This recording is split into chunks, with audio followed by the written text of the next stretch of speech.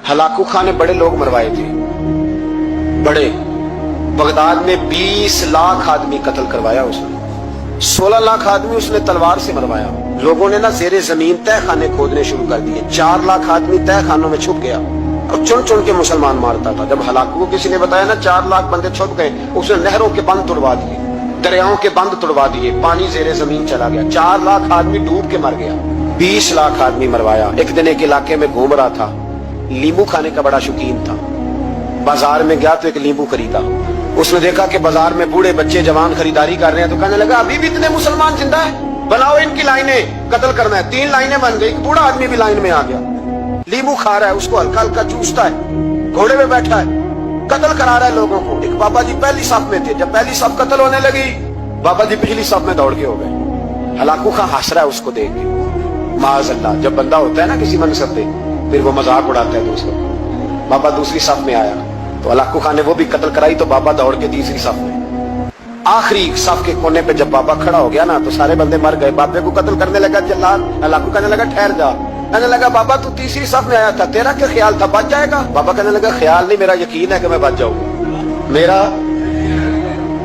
शर्त यह है कि यकीन हो अंदर, शर्त यह है कि हंस के कहने लगा हलाकू खां कैसे? तो बाबा कहने लगा अगर अल्लाह चाहे तो बच सकता हूँ, अगर अल्लाह चाहे तो मैं।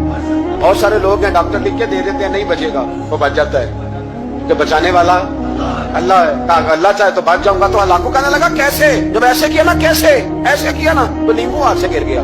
वो बच्चे प्लेयर नहीं होते, वो गेंद गिनती है तो छलांग लगा के पकड़ लेते। तो बड़ा घोड़सवार था, नेजाबाज था, छलांग लगाई नींबू कैच करने के लिए। कैसे तू कैसे बचे? क्यों हाथ घुमाया, नींबू गिरा तो छलांग लगाई, नीचे झुका। जब नीचे झुका ना तो गिर गया घोड़े से, जो पैर था वो घोड़े की रकाब में उलझ गया। घोड़ा डर के दौड़ गया। जब घोड़ा दौड़ा तो जमीन पर जोर जोर से सर लगने लगा।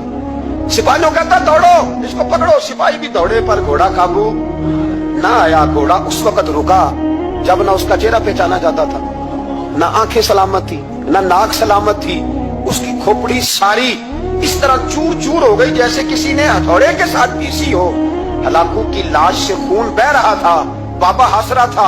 एक सिपाही कहने लगा बाबा तू क्यों? कहने लगे मैं अपने रब की कुदरतों पे मुस्कुरा रहा हूँ। कुल्लु मन अलैहा फान वजब का वजहु रब्बिका जुल जलाल वल इकराम का मैंने इसे समझाया था कि बचाने वाला बचा लिया करे।